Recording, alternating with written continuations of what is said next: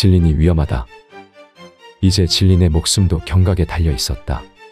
6박 전에 숙달된 일본 수군이 이제 진린의 판옥선으로 뛰어든 것이다.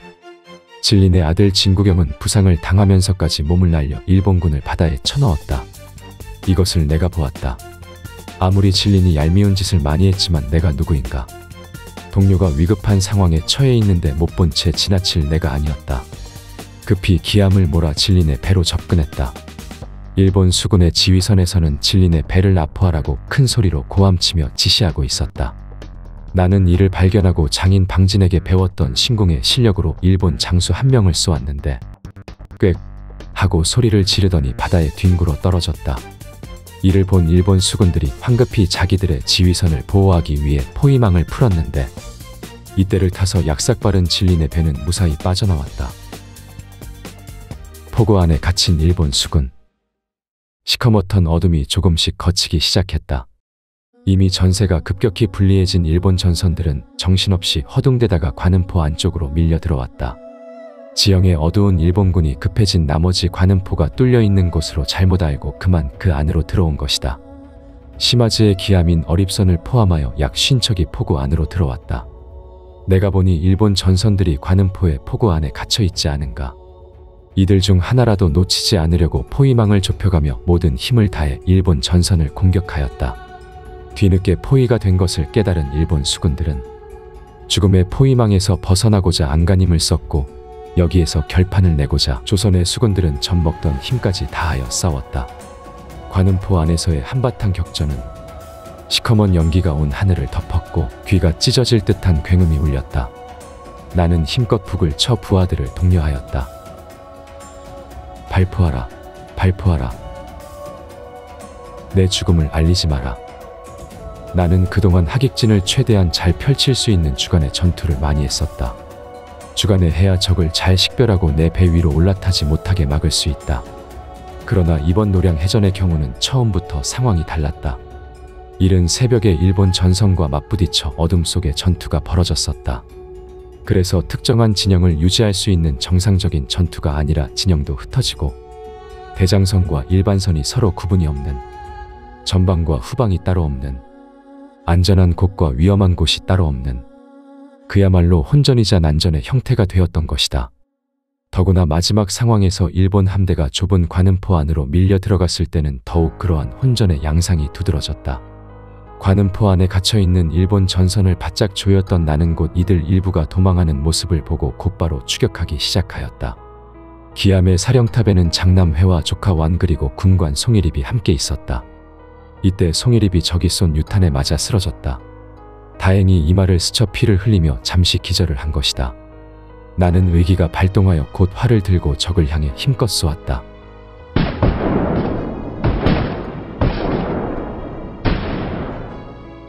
발포하라, 발포하라. 한 놈도 놓치지 마라. 칠흑 같은 어둠이 재빨리 뒷걸음치고 있다. 관음포가 서서히 붉은 빛에서 흰빛으로 바뀌기 시작하였다. 일본 수군의 해골 같은 얼굴이 또렷이 보이기 시작한다. 잔뜩 겁을 집어먹은 모습이다. 대장은 어디 갈 발을 찾지 못해 괜스레 소리만 빽빽 지르고 있다. 어찌 이 기회를 놓치겠는가. 철천지 원수놈들. 이놈들을 모조리 죽일 수만 있다면 기꺼이 내 목숨도 내놓겠다고 하늘에 맹세하지 않았던가. 발포하라, 발포하라. 마지막 힘을 내라. 이제 거의 다 잡힐 듯하다. 조금만 더 밀어붙이자. 조금만 더 힘을 내자. 조금만 더, 조금만 더. 내 눈앞에서 바람을 가르는 날카로운 쇳소리가 났다. 뭔가 날아든 것이다. 어디서 날아왔는지 모르지만 콩알만한 쇠구슬이 내 가슴에 푹 하고 박혔다. 뜨거웠다. 묵직했다. 뭔가 제대로 자리를 잡았구나. 사천해전 당시 어깨죽지에 맞았을 때와는 또 다른 느낌이다. 지금까지 느껴보지 못한 깊은 아픔이 속에서 올라왔다. 아, 제대로 맞았구나. 아들 회와 조카 완이 하얗게 되어 나를 부축하였다. 나는 가쁜 숨을 몰아쉬며 말하였다. 지금 싸움이 급하다. 내가 죽었다는 말을 하지 말라. 죽었다는 말을 적에게 하지 말라가 아니었다. 부하들에게 하지 말라였다. 한창 싸우고 있는 시간에 사기가 떨어진다. 숨을 멈추는 그 순간까지 나는 부하들을 걱정하였다. 이제 삶과 죽음의 경계에 섰다. 살짝 이 선만 넘으면 죽음이다. 잠이 쏟아지는구나. 자야겠다. 내 나이 54세.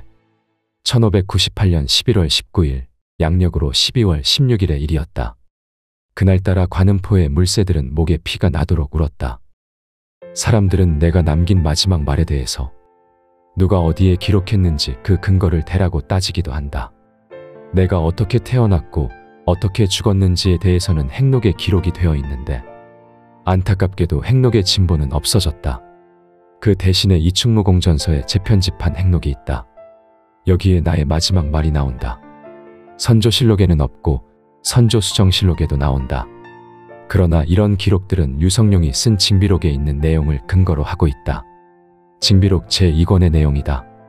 오른쪽 그림에서 빨강색으로 표시한 부분이 내가 남긴 말이다. 전방급 신물어나 사. 지금 싸움이 급하다. 내가 죽었다는 말을 하지 말라. 그리고 말을 마치고 숨을 거두었다고 기록하고 있다. 사실 유성룡도 파직된 상태였다. 그러니 조정에 올라오는 공문을 볼 자격이 없다.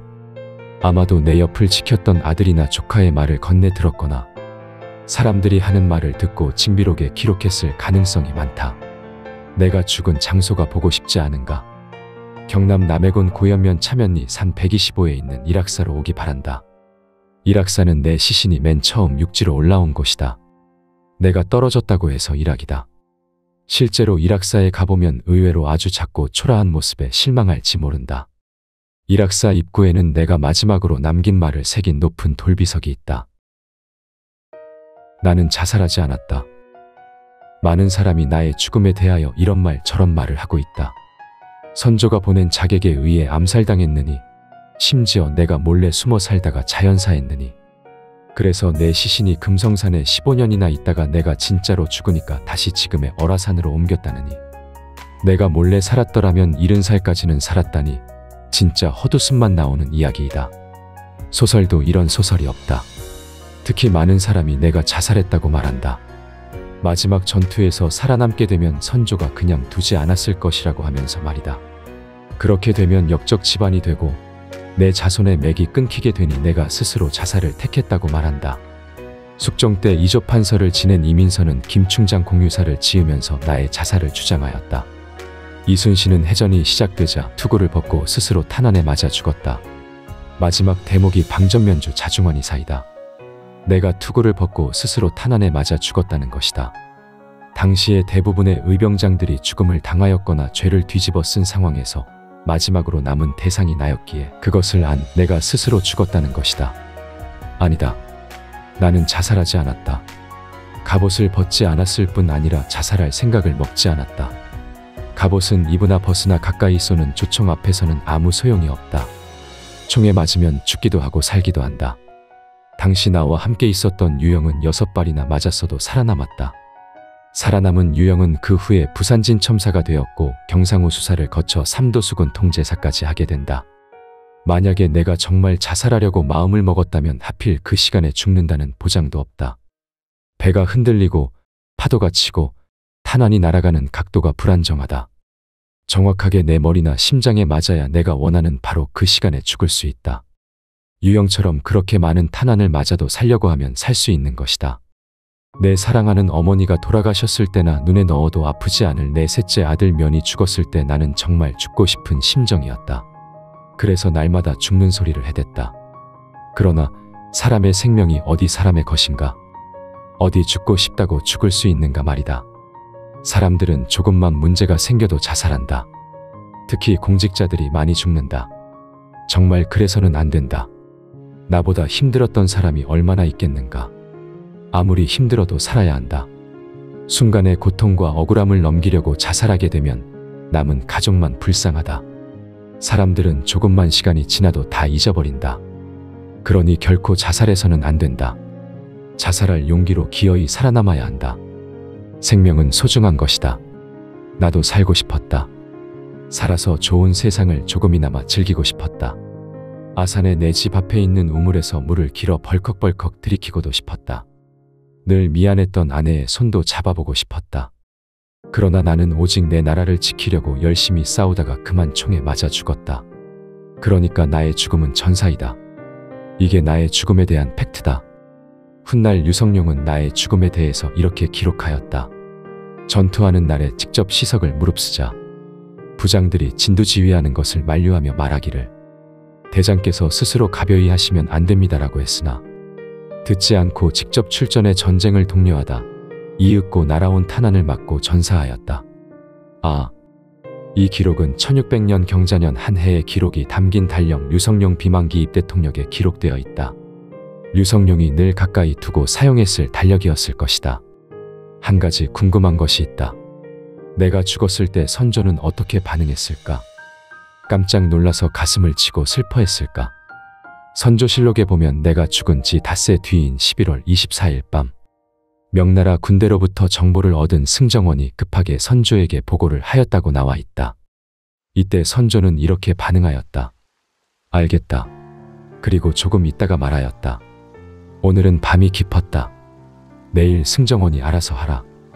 귀찮다는 듯이 툭 하고 던졌다. 지나가는 개가 죽었다는 건가? 며칠 뒤 명나라 장수 형제가 선조 앞에서 다시 나의 죽음을 말하며 애석해할 때도 전혀 반응을 하지 않았다. 오히려 황제의 은덕에 고맙다며 3번이나 머리를 조아리며 명나라 장수 등자룡의 죽음만을 애도할 뿐이었다. 혹시 내 묘소에 가본 적이 있는가? 사람들이 현충사를 방문할 때 내 묘소가 현충사 내에 있는 것으로 착각하기도 한다. 그렇지 않다. 현충사에서 차를 타고 10분 정도 가야 한다. 그리 멀지 않다. 꼭 한번 찾아오면 좋겠다. 그냥 이충무공 묘소라고 검색해도 바로 나온다. 내가 얼마나 어렵게 이 묘터까지 왔는지 한번 보려나. 내가 죽자 내 시신은 잠시 남해 충렬사에 있다가 다시 완도군 고금도로 옮겨졌다. 이듬해인 1599년 2월 11일에 아산의 금성산으로 갔다. 여기서 무려 15년이나 있었다. 그리고 1614년에 지금 내가 있는 어라산에 묻혔다. 내가 죽은 지 딱 16년 만이다. 죽어서도 편히 쉴 수가 없었으니 묘소는 내 아내와 합장한 묘소이다. 무과 준비할 때 12년만 같이 살았고 그 후로는 늘 떨어져 살아 미안했는데 비록 죽어서라도 이렇게 같이 있으니 참 좋다. 행복이 별거더냐. 사랑하는 사람과 함께 있다면 그것이 행복이지. 나의 죽음 이후 처참했던 전장에서 적장 시마즈는 결사적으로 도망하여 간신히 목숨을 구하였다. 얼마나 혼이 났는지 일본군의 자료에 보면 이렇게 기록되어 있다. 시마즈가 탄 전선의 방패는 모두 부서지고 배에 여러 곳에 적의 화살이 박혀 있었다. 이때 관음포 안에 들어왔던 50여 척의 일본 전선 중에 시마즈를 포함한 수척만이 겨우 탈출에 성공할 수 있었다. 칠천량에서 조선 삼도수군을 전멸시켰던 악명 높은 살마군의 마지막 모습이었다. 내가 확실하게 복수를 하였다. 조선 함대에도 상당한 손실이 있었는데 나를 포함한 가리포첨사 이영남과 나강군수 방덕룡, 흥양영감 고덕장 등 10여 명의 장수가 전사하였다. 7년의 전쟁 중에 가장 많은 장수가 죽었다. 그만큼 이 해전이 격렬했다는 것을 알 수 있다. 해전의 결과 일본 전선은 500척 중에 거의 200척 이상, 중국 역대전쟁연표에 따르면 400척이 완전히 침몰되었다. 임진왜란 중에 최대 격전이었다. 그런데 조명연합 함대의 피해는 어떠했을까? 조선 전선 4척이 침몰되었고 명나라 전선 2척이 침몰되었다. 역시 기적같은 전과이다.